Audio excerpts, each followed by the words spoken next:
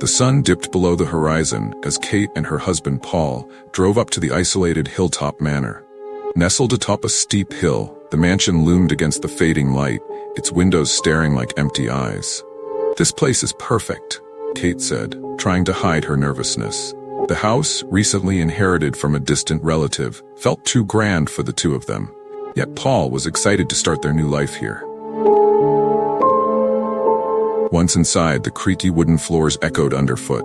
The air was thick with dust and an unsettling silence that swallowed every sound.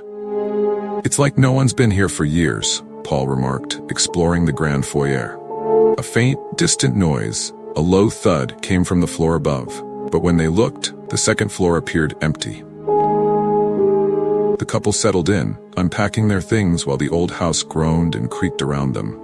As night fell, the temperature in the house dropped drastically, causing Kate to shiver despite the thick layers she wore.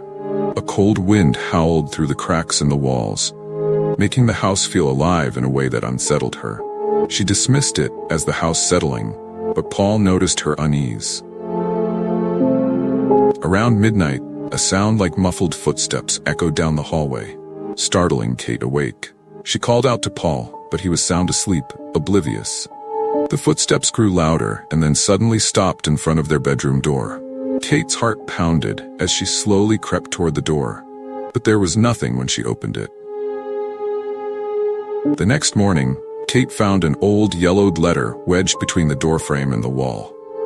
The letter, addressed to the manor's previous owner, warned of something restless within the house. "Leave while you can," the letter read, with a trembling signature. But Paul laughed it off, assuming it was a prank from a disgruntled relative. That evening, the house seemed to come alive in strange ways. A faint, dissonant melody drifted from the piano in the parlor, though neither of them had played it. Kate's nerves were frayed, but Paul insisted it was just the wind playing tricks. As he turned off the lights to go to bed, a loud bang echoed through the house, making the walls shake. One night, Paul woke to the feeling of being watched. The shadows in the corner of their room stretched unnaturally long, twisting like serpents. He sat up, his breath caught in his throat, as he saw a figure standing at the foot of the bed. Tall, thin, and cloaked in darkness. Before he could react, it vanished into the air, leaving him breathless and shaking. Desperate for answers, Paul ventured into the basement, where the temperature plummeted as he descended the old creaking stairs. The air smelled damp and stale, and an overwhelming sense of dread filled the space. As he scanned the room, he found an old chest, locked tight with a rusty padlock. When he pried it open, an ancient journal and a set of old yellowed photographs spilled out. The journal's pages were filled with cryptic writings and strange symbols. As Paul read, the entries grew darker, describing chilling encounters with something malevolent in the house. The previous owner had written about hearing whispers, seeing apparitions, and feeling an overwhelming sense of being followed. In the final entry, it warned, "It has followed me. It will follow you." The following day, Paul was missing. Kate searched the house frantically, calling his name, but he had vanished without a trace. The front door was still locked, and the windows were untouched. The only sign of Paul was his wedding ring, found lying on the floor near the grand staircase.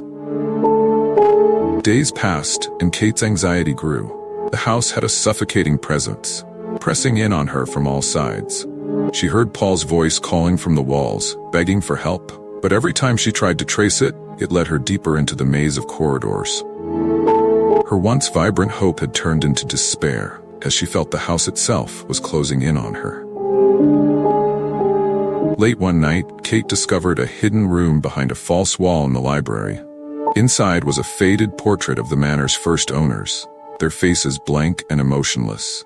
Beneath the portrait, a plaque read, "Those who stay will never leave." The realization hit her like a punch. This house had claimed every occupant before them. The temperature dropped sharply, and Kate could feel the presence in the room with her. A cold breath brushed against her neck, and the lights flickered above her. She turned to face the dark corner of the room, and the unmistakable shape of a shadowy figure materialized. It moved closer, and a voice whispered, You're next. Kate now understood the true nature of Hilltop Manor. It wasn't just a house, it was a prison for the souls of the lost, each one trapped by an ancient, malevolent force. The walls seemed to pulse with a heartbeat, as though the house itself was alive. Every creak of the floorboards, every whisper from the darkness, was the house feeding off her fear. With no other option left, Kate attempted to escape. She packed a bag and tried to leave through the front door, but it wouldn't open. The locks had somehow shifted, and the door was sealed tight. Panic surged through her as the house seemed to shift around her, trapping her inside its walls. In a final desperate attempt, Kate returned to the basement and found a hidden door leading down into an ancient crypt. There, in the center, lay a large stone altar. Above it was an inscription, "The blood of the living shall feed the hunger." As the realization struck her, she felt a cold, iron grip on her ankle, pulling her toward the altar. As Kate struggled, she realized the ritual had already begun. Figures in shadowed robes surrounded the altar, chanting in a strange, guttural language. Her own body felt paralyzed, as if the house itself was feeding on her fear and slowly taking control of her mind. The figures closed in, their eyes glowing with malevolent intent, and the air around her grew thick with a sense of impending doom. Just as the shadowy figures moved to complete the ritual, Kate screamed, her voice shaking the very walls of the manor. The ground trembled, and a bright flash of light erupted from the altar, momentarily blinding everyone. In that moment of chaos, Kate managed to break free, stumbling toward the crypt's exit as the house screamed in anger, its walls cracking and groaning. Kate burst from the crypt, gasping for breath, and ran into the night. The house seemed to sway behind her, as though it were alive and trying to reach for her. As she reached the gates of Hilltop Manor, she turned one last time to look at the mansion. For a split second, she saw a figure standing in the window, the shadow of Paul, trapped forever in the house. Kate never returned to Hilltop Manor, but the memories haunted her for the rest of her life. She tried to warn others, but no one believed her, dismissing it as the ramblings of a grieving widow. The house still stands on the hill, abandoned but not empty. Its hunger never satisfied, waiting for the next soul to wander too close. And every so often, those who pass by hear the faint sound of footsteps on the wind, calling them inside. Thanks for watching, and do not forget to like, share, and subscribe our channel for more new videos.